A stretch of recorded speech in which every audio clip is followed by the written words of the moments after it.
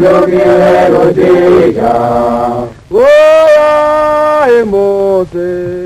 all the soldiers of Selous.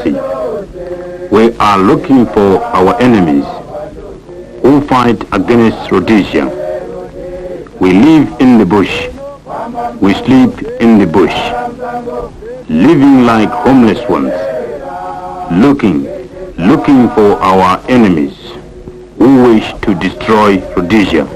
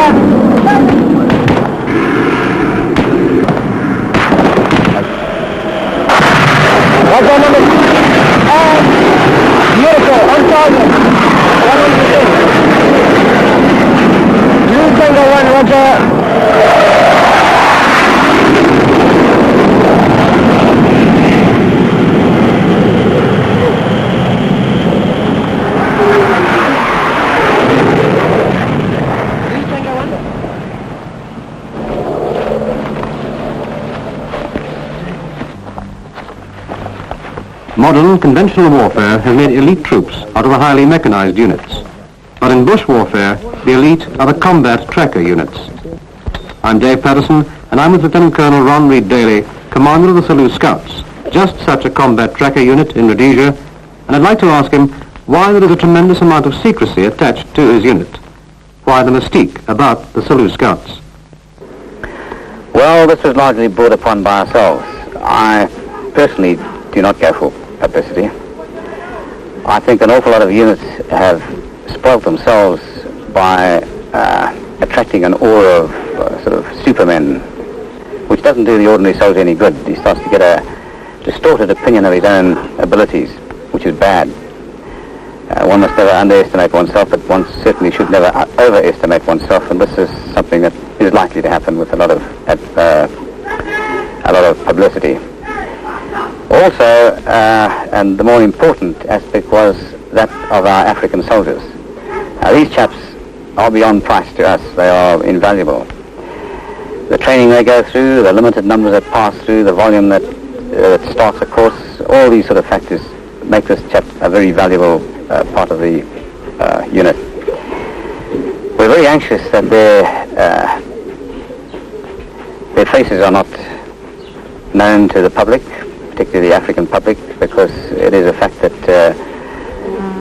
chaps have been taken out on what we call R&R, rest and recuperation, when they go back to their home areas. We have in fact lost 4 men like this, and this was the prime reason we avoided publicity. One of the founder members of the Scouts is the officer commanding training troop. I asked him about discipline. Discipline in any young soldier is tremendously important, because once a soldier has learned to accept the forced or the imposed discipline, it's very easy for him to practice self-discipline. I feel that if a man wants to join the army, he expects the discipline, and when he gets harsh discipline, he realizes that it is only for his own good, and he's far more able to accept this harsh discipline. He's confined, he's not allowed time to think from anything else but the army, and this has had a very significant bearing on our young recruits.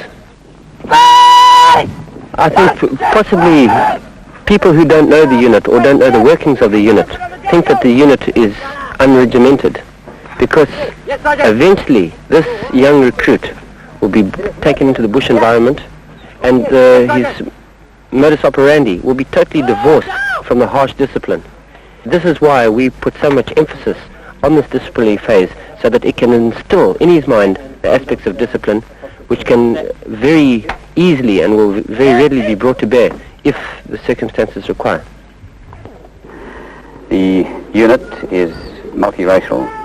It is entirely voluntary, they're all volunteers. To get into the unit, each man has to pass a pretty rigorous selection course. It's a very hard course. The percentage pass rate varies from 12% to 17%. Now the selection course is run over a 17-day period, and is a time where soldiers are tested, are presented with problems to see whether they represent the material required for a Selous Scout soldier. Basically, there are three areas in which we look at. We look at the psychological approach of a soldier. We look at his physical capabilities. And thirdly, we look at the standard of training that he has attained at that time. Because of the nature of the work, it is important that a soldier has the right mental approach to his work. And this is tested in a number of ways. We make him physically tired in that he gets very little sleep in the duration of the course. Don't all that stiff, don't all that stuff. Hey, drop that bloody leg! The food aspect is another area which has a tremendous mental strain or psychological impression on a man. He doesn't know when he's going to get his next good meal. He doesn't know whether it's going to be today, tomorrow, the day after. He is required to eat a bouillon, which he's probably unused to. Although the flesh of a baboon is perfectly healthy, psychologically he is opposed to it, and this is an added strain to him. As an instructor, how do you feel about driving men to these limits? I feel nothing, personally. Just, they've got to experience it themselves, and before they came on the course, I'm sure they didn't expect their own bodies or their own minds to be able to take this. So that in itself proves it to themselves that they, just see how far they can push themselves. He is shouted at, he is abused verbally, and a lot of people cannot stand this sort of treatment and punishment and will reject it. All this building up, this pressurizing the bugger, his mind, to see if he says eventually, I'll stuff you with your bloody rubbish. And that is the very guy that we want out.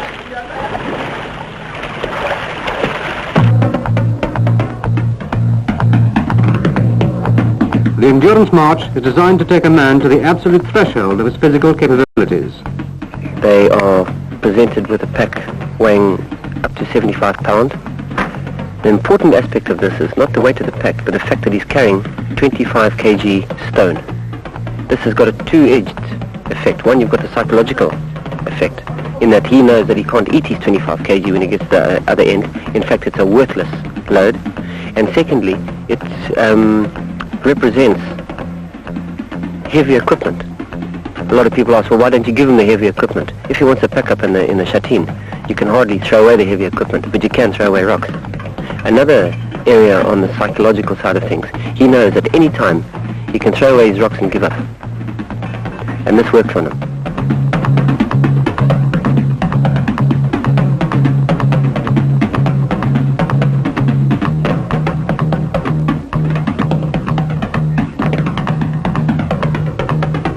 The men cover a distance of approximately 120 kilometers in 4 days.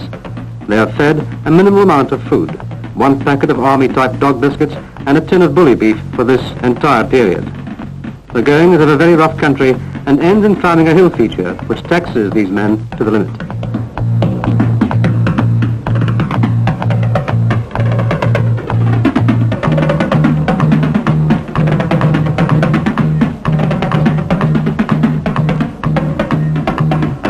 What made you go on? You knew you had to climb this hill. Yeah, I know. I've tried this course before. I've just decided to give it another bash and get to break it. You want to join the Scouts that badly? Yeah, I want to join the Scouts, but also because I failed last time. I'm more determined now this time to pass it. I'm ready to go now. Go. Go down. We've come up. I can go down now. I think if I come up, going down will be a bit easier. You reckon you've finished the worst part of the course now? Well, being so close to the end keeps one going. It's not so bad anymore. Even when you're really knocked out, you know you're near the end. Sometime tomorrow will be the end, and we'll be there.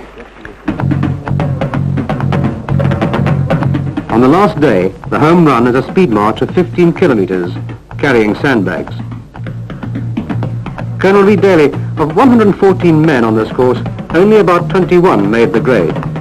Isn't that being too selective? When you substitute quantity rather for quality, then you are asking for trouble.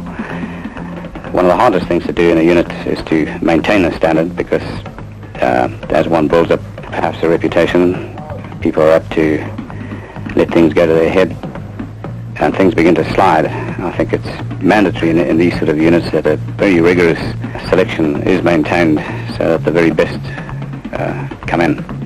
As an already trained black soldier in the Rhodesian Army, why did you go on the selection course? I'm willing to pass the Selous Scout selection. I'm trying to join the Scouts, sort of superfy my soldiering, as I've always wanted to be at the top. Well, was it as tough as you thought it was going to be? Yes, it was.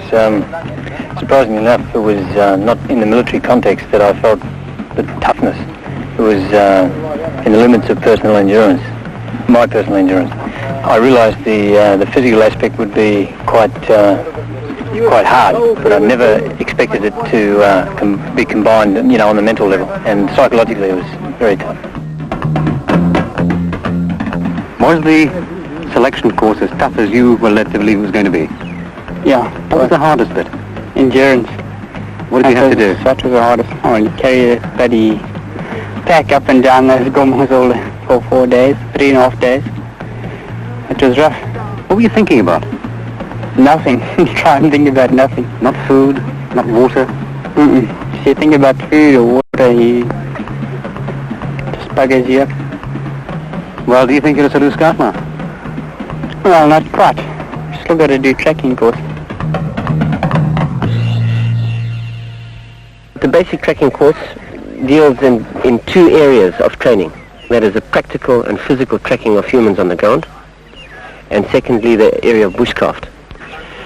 Now, trekking of humans is a very complex subject, particularly armed humans, which we specialize in.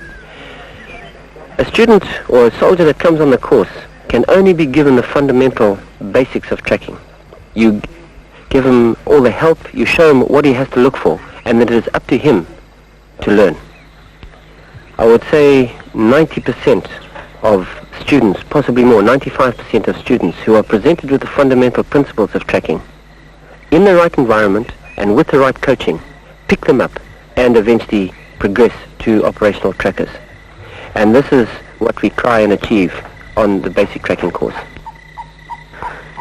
Next plant you're going to cover? The second area that we deal with is bushcraft, a tremendously important area, and an area which we feel that every single infanteer should be taught. This gives a man total confidence of his environment. Smooth leaf. Okay.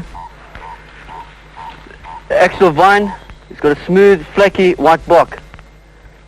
Also, in the cross section, you'll see definite figure of 8. To tap the water out of this plant, you start from the top, working down, cutting out 18-inch sections.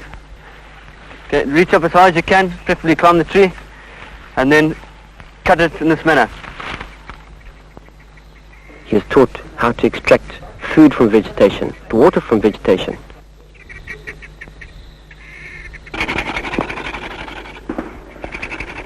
It's burning now. Yeah. Okay, hold it also. How to make fire from vegetation, string from vegetation. All these are basic requirements for a soldier living in a bush-type environment. To make his own strings to catch some birds and games in the gangan so that he can feed himself. Also, they are taught the habits of game, habits of birds, how to trap. All this comes into the bushcraft, and it all means that if a man is working in an environment which he's totally familiar with, obviously he is going to be confident in that environment, and he's going to be able to track well in that environment. And this is the reason why the student-instructor relationship is very intimate, very close, and they go down to the real nuts and bolts of this particular piece of real estate that we live in, and that is the bush. Well, directly after the trekking course, the people who have passed the selection course are put onto a parachuting course. And after they have qualified, they've got one further small phase of training, that is the polishing up, we now test, look, and make a final assessment of our finished product. They are then presented with their wings and berets, and they are then regarded as Selous Scouts.